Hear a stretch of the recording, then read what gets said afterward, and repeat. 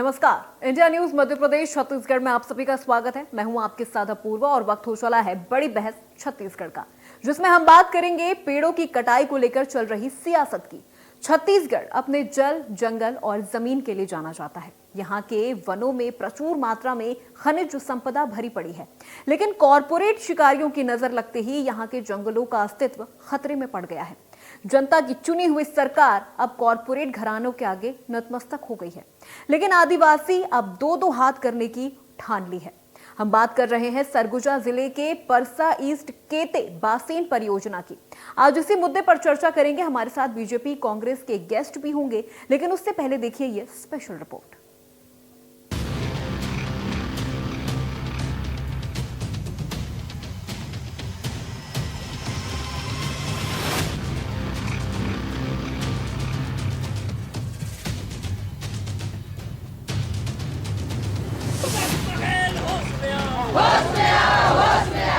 सरगुजा के आदिवासियों का जब सत्ता पर काबिज सरकार से भरोसा उठ गया तो उन्होंने हसदेव अरण्य बचाने का निर्णय लिया, क्योंकि वो जानते हैं वृक्षों की कीमत और उनके जीवन में उसकी अहमियत क्या है।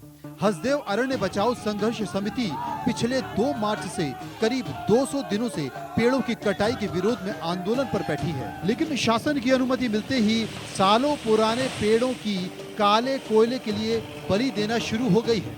मौके पर मौजूद हमारे संवाददाता ने हसदेव अरण्य बचाओ संघर्ष समिति के सदस्यों से खास बात की।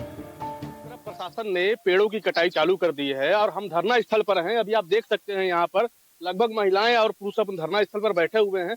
इन्हीं से हम बात करते हैं कि प्रशासन जो कर रहा है वो सही है या गलत।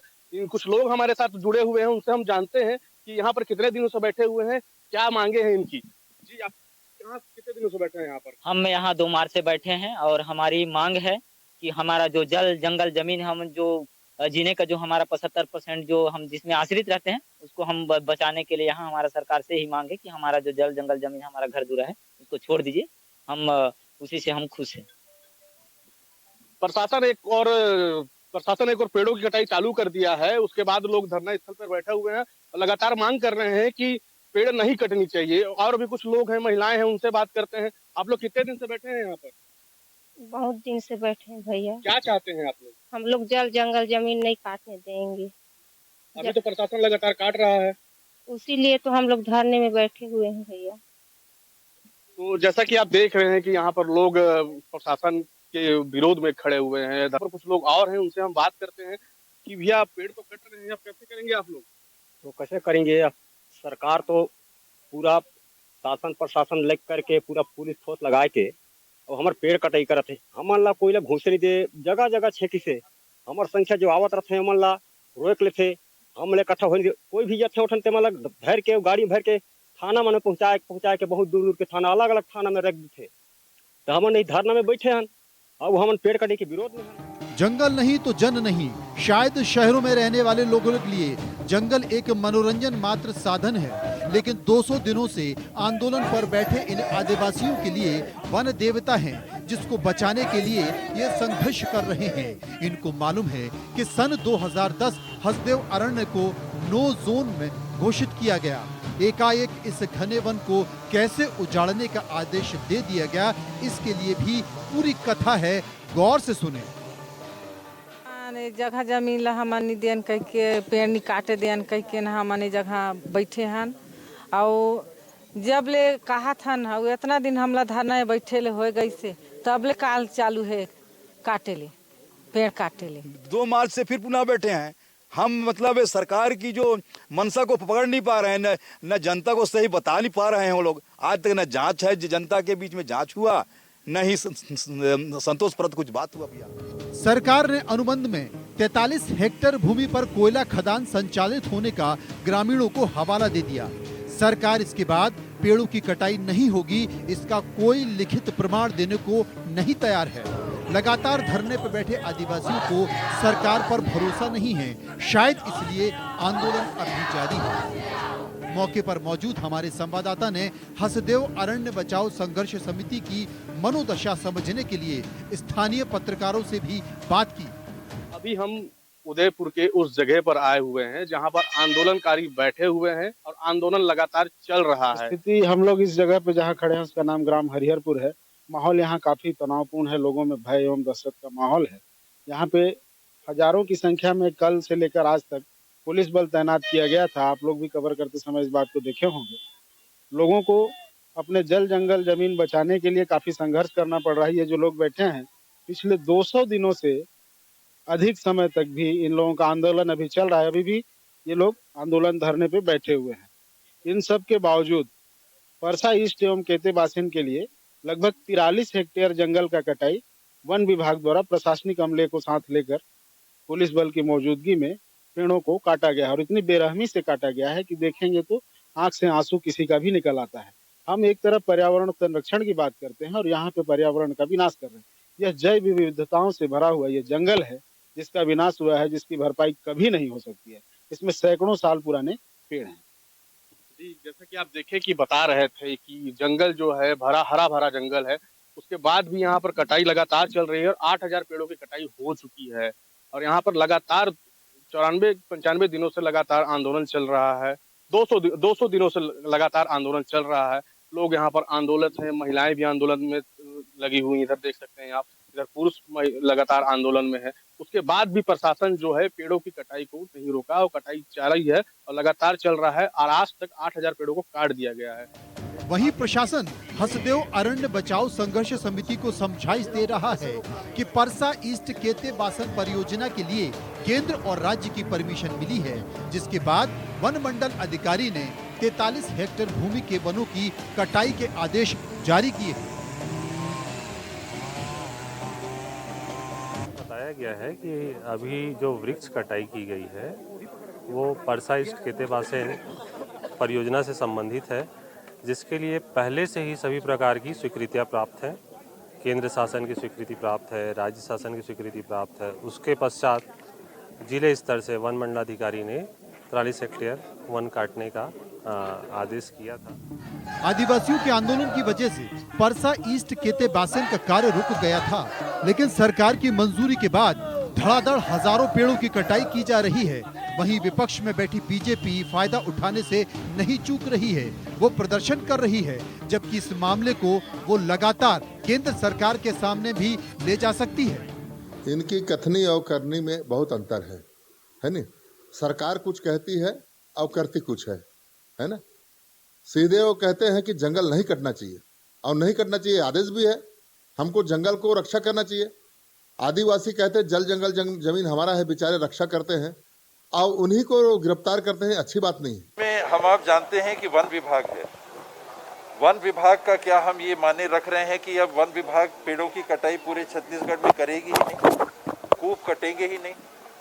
यानी हम इसको किस दिशा में ले जा रहे हैं? कुछ एनजीओज ने एक आपत्ति उठाई कि हसदेव अरण्य क्षेत्र में वहाँ के पर्यावरण के संतुलन को लेकर हम चिंतित हैं और पेड़ कटाई नहीं होनी चाहिए।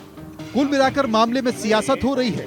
कांग्रेस जल जंगल जमीन का नारा देने में लगी है। आदिवासियों का जंगल के प्रति ये प्रेम आज देश विदेश में गूंज रहा है, लेकिन सरकार वो चाहे केंद्र की हो या फिर राज्य की, फिलहाल वो इस मामले में चुप्पी साधी हुई है।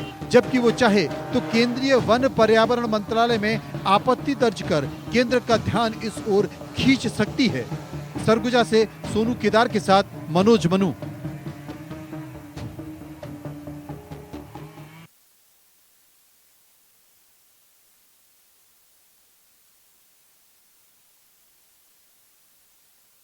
तो यहाँ पर अब जंगल गुल होते जा रहे हैं और सियासत फुल होती जा रही है, क्योंकि लगातार अब आदिवासियों को जंगलों को बचाने के लिए आंदोलन करने की जरूरत पड़ रही है। तो चलिए इसी मुद्दे पर बड़ी बहस की शुरुआत करते हैं। हमारे साथ हमारे तीनों मेहमान जुड़ गए हैं एक एक करके। सबसे पहले उनका परिचय आपसे करवा दें। अंशुल मिश्रा, प्रवक्ता कांग्रेस, राजीव चक्रवर्ती, प्रवक्ता भाजपा और मनीष बोस हमारे साथ वरिष्ठ पत्रकार जुड़ गए हैं। सबसे पहले आप तीनों का बहुत बहुत स्वागत। फटाफट सवालों की शुरुआत करते हैं। अंशुल जी, सबसे पहले आपसे ही सवालों की शुरुआत करती हूँ। क्या आदिवासियों का बाप पर भरोसा नहीं रहा, जो अब उन्हें खुद उतरना पड़ रहा है जंगलों की रखवाली करने के लिए? वो 1 साल से आंदोलन पर बैठे हैं और उसके बावजूद भी धड़ाधड़ पेड़ों की कटाई हो रही है।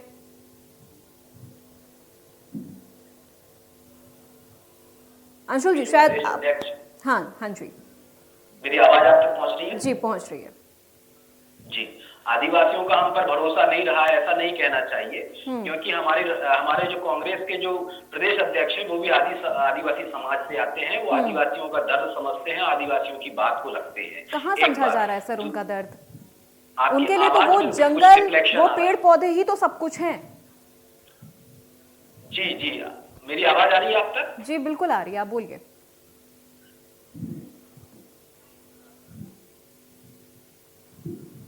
मेरी आवाज पहुंच रही है मैम? जी पहुंच रही है अंशुल जी, आप बोलिए। जी जी जी जी जी जी, जो मैंने अभी आपको बताया कि आदिवासी बहुल क्षेत्र से आने वाले नेता हैं और जो आदिवासियों की बात हर वक्त उठाते हैं। आपने अभी आपका प्रश्न उस तक आया कि उनका जल जंगल जमीन बचाने के लिए कहां पर प्रयास हो रहे हैं, तो मैं आपको प्रयास बता देना चाहता हूं कि जो यह आंदोलन हो रहा है, जो आदिवासी भाई जमीन पर स्तर की लड़ाई लड़ रहे हैं, वो किस बात को लेकर लड़ रहे हैं, ये बहुत इंपॉर्टेंट फैक्टर है। यह फैक्टर निकल कर आएगा तो हमें और आपको चीजें पता चल जाएंगी। ये फैक्टर सिर्फ ये है कि सन 2011 में जो कोल आवंटन हुआ था, उसके लिए आदिवासी भाइयों की सहमति द्वारा वह जंगल काटा गया था 43 हेक्टेयर का, जो प्रोसेस में अभी है। लेकिन उसके बाद क्या होता है कि सेंट्रल मिनिस्ट्री इसी आड़ में अपना झाड़ लगाने के लिए प्रयासरत होती है और वह 143 हेक्टेयर, जी हाँ 143 हेक्टेयर को और ऐड करती है, और वो यह कहती है कि जो पुराना जो उनका आवंटन हुआ था उसी के साथ साथ इस आवंटन को भी सम्मिलित कर दिया जाए।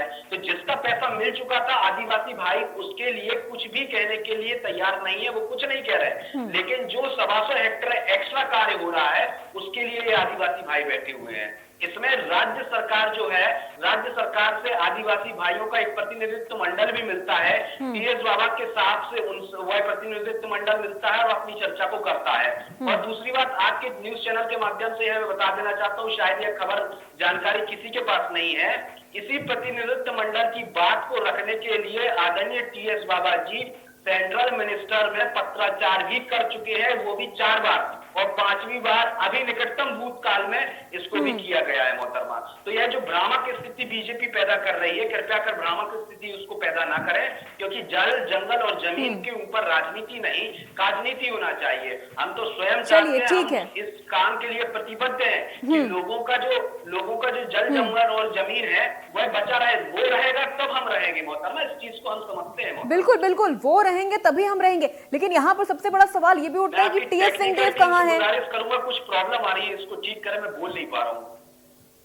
आपको मेरी आवाज सुनाई दे रही है? आपकी आवाज आ रही है, लेकिन बार-बार रिपीट हो रही है, सभी की आवाज रिपीट। अच्छा, मैं जंगल को बचाऊंगा, ये सारे तीनों त्रिमूर्ति गायब है और परिदृश्य में खोज रहे हैं टॉर्च लेकर भारतीय जनता पार्टी कहाँ पर है। भारतीय जनता पार्टी की कोई भूमिका नहीं है, भूमिका तो कांग्रेस पार्टी की है। वो चाहे तो एक तो भारतीय जनता पार्टी ने ये मुद्दा केंद्र तक पहुंचाया, राजीव चक्रवर्ती जी, भारतीय जनता पार्टी ने ये मुद्दा केंद्र तक पहुंचाया जी, केंद्र तक पहुंचा है। लेकिन आज ये सारी जो गेंद है वो कांग्रेस के पाले में है।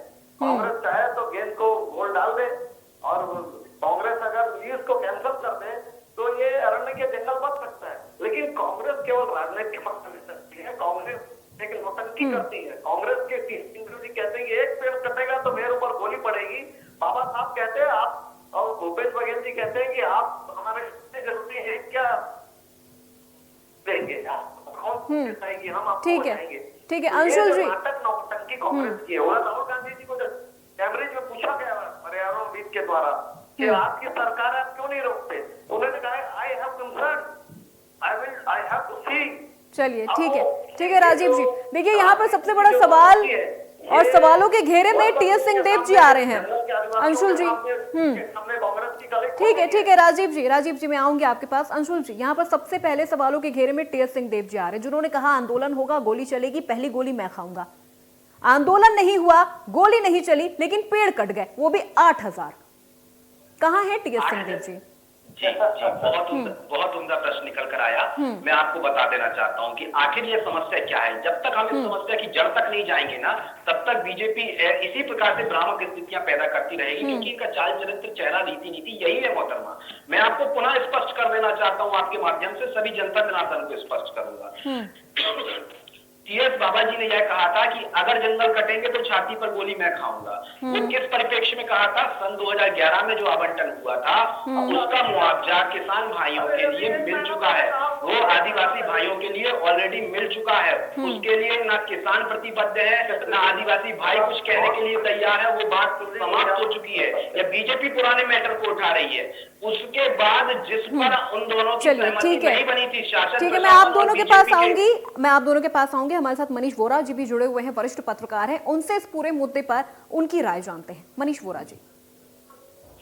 देखिए, मुझे ऐसा लगता है, मैं इतने समय से लगातार देख रहा हूँ कि जब भी कोई ऐसी बात आती है, आम जनता गेट की बात आती है, आदिवासी गेट की बात आती है, तो भारतीय जनता पार्टी और कांग्रेस दोनों दल जो है फुटबॉल खेलना चालू कर देते हैं। भाजपा जो है कांग्रेस के पाले में डालती है, कांग्रेस जो है भाजपा के पाले में डालती है। तो ये मान लिया जाए कि ये 2000 अंकुर जी जैसा कह रहे थे 2011 का मैटर है और उस पर मुआवजा दे दिया था, लेकिन पेड़ को कटे 40 हेक्टेयर में पेड़ कटेंगे, 8000 पेड़ कटे हैं। उसके बाद अभी केंद्र सरकार ने उसमें कुछ एरिया ऐड कर दिया है, उसमें कटाई शुरू तो राज्य सरकार उसमें क्या कर रही है।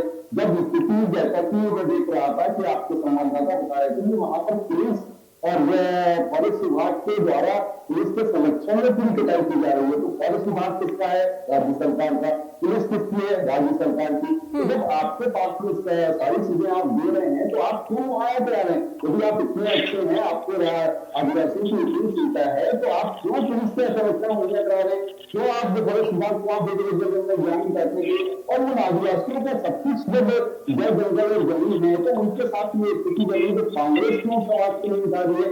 लेकर लिखा है वहां पर, तो इस पर क्या कार्रवाई हुई और नहीं हुई तो उसके खिलाफ कांग्रेस चुनी जाती है। किसी और मुद्दे को लेकर के आप पूरी मंत्रिमंडल जो है आपको दिल्ली में जाकर के धरना दे देता है। मगर ये जो बात है जिस आदिवासी जो पूरा छत्तीसगढ़ है उसका अधिकतर हिस्सा जो है आदिवासी क्षेत्र है, आदिवासी ही यहाँ के सब कुछ है, ये रहेंगे तब हम रहेंगे। जब ये स्थिति अंदर करते हैं, आप इस बात को कहते हैं तो आप इसके लिए क्यों नहीं आंदोलन करते? क्यों नहीं क्यों मंत्रिमंडल जाकर के केंद्र के सामने धरना देता है? तो आप इस तरीके से क्यों आपने और भारतीय जनता पार्टी जो मुद्दे उठा रही है, मुझे लगता है कि भारतीय जनता पार्टी को भी इस बात को समझना चाहिए कि केंद्र में सरकार आपकी है, यहाँ पर अधिकांश सांसद आपके हैं, तो आपके सांसद क्या सो रहे हैं?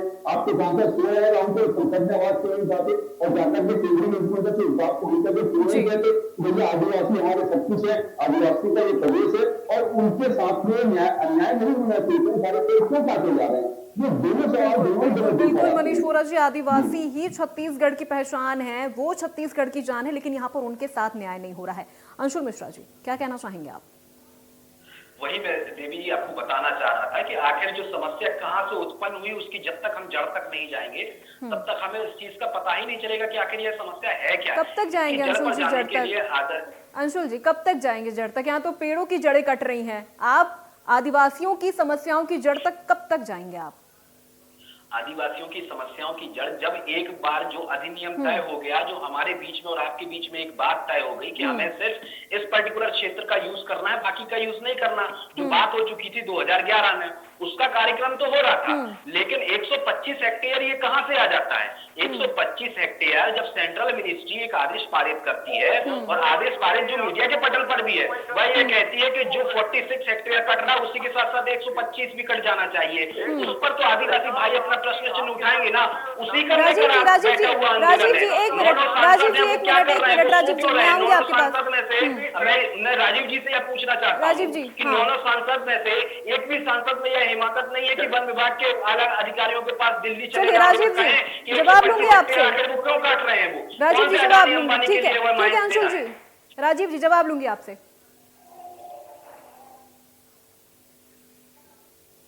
राजीव जी जी देखिए, ये कांग्रेस पार्टी की कलई खुल चुकी है। विधानसभा में भी कांग्रेस पार्टी ने कहा था कि हम विधानसभा से पारित कर रहे हैं, जंगल नहीं कटेगा।